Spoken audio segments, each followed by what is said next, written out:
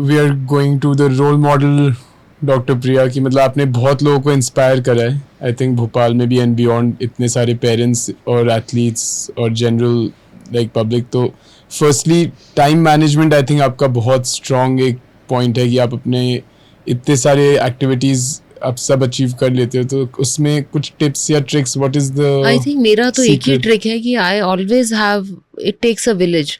So at home I have my mother, I have a husband who's very cooperative, my sons understand.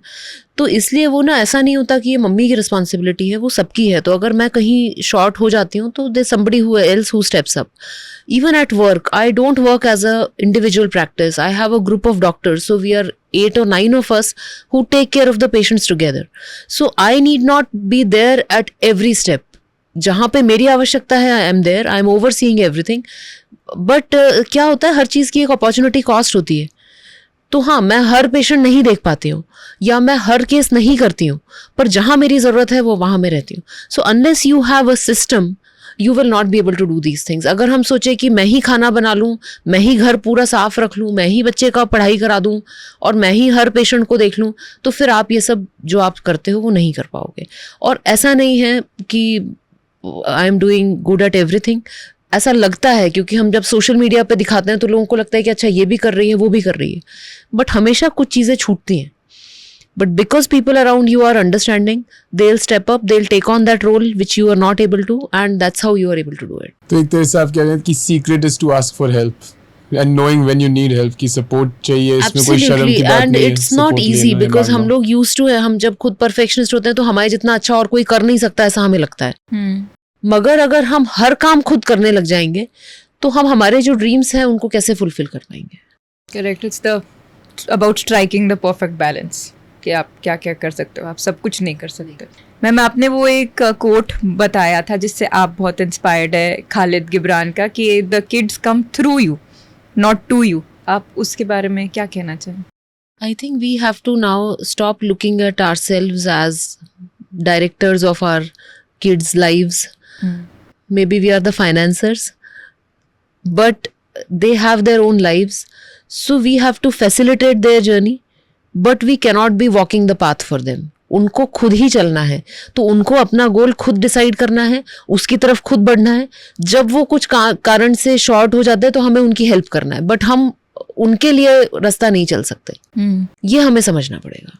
Ma'am, मैं तो recall करूंगा जब first time मेरा आपसे phone call हुआ था, फर्स्ट टाइम ही बातचीत हुई थी, 5 मिनट हुई थी हमारी बातचीत और आप मुझे ऑलरेडी मोटिवेट कर रहे थे, अरे कर लो आयरन मैन, हो जाएगा.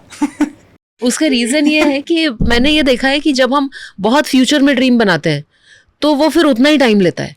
अगर हम 6 महीने में करेंगे तो भी हो सकता है. तो मुझे ऐसा लगता है कि लाइफ ना इतनी अनसर्टन है और इतनी सारी चीज़ें करनी है हमें, so why not finish it early. जैसे ही हम गोल बनाते हैं तभी हम उसकी तरफ वॉक करना शुरू करते हैं. अगर हम 10 साल का बनाएंगे तो 10 साल में होगा, 1 साल का बनाएंगे तो 1 साल में होगा, और 6 महीने का बनाएंगे तो 6 महीने में हो जाएगा. मैम, आपने इनडायरेक्टली भी बहुत लोगों को मोटिवेट किया. जब पंख मैराथन हुआ था, मैं आलोक को दिखा रही थी, तो आपकी स्टोरीज में था कि किसी ने 10K फिनिश किया तो आपने लिखा था now he will finish 21K next time.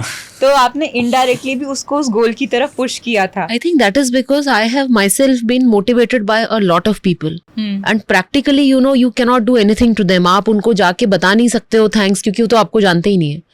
So all you can do is pay it forward. So if you are able to motivate even 10 people, you know, that's all that you can do to thank those people who started you on your journey.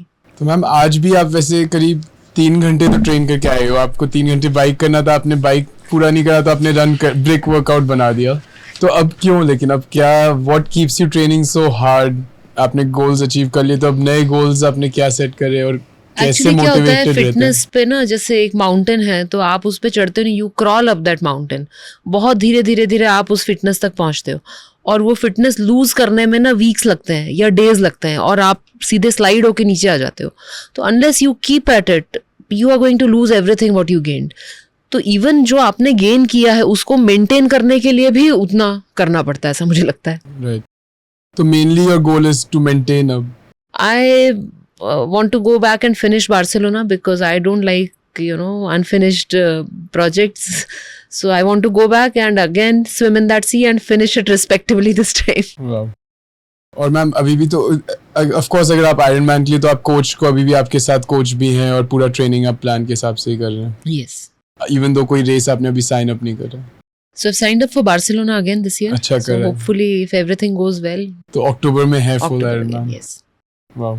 Wow, मतलब मैं बहुत लोगों को नहीं imagine कर सकता. दिल भी लाइक आयरन मैन तो हो गया ना, अब इधर हुआ या उधर हुआ क्या फर्क पड़ता है.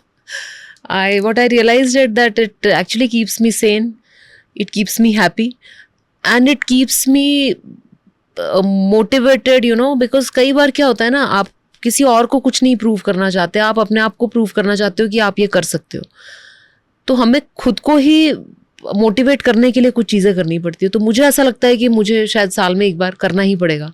नहीं मैम, और आप इसी बात से और इस पे थोड़ा और आगे मैं बोलूँगा. अभी इस हफ्ते या पिछले हफ्ते मैंने ये लाइन सुनी और रिसेंटली एक दूसरे उसमें भी बोली है, जो हमारा दूसरा चैनल है, कि motivation gets you started but habit keeps you going. तो अब शायद से हैबिट ही बन गया कि मतलब आप इसके बिना रह ही नहीं I सकते. think exactly. I think that is the biggest game changer. The moment what you are doing becomes your habit.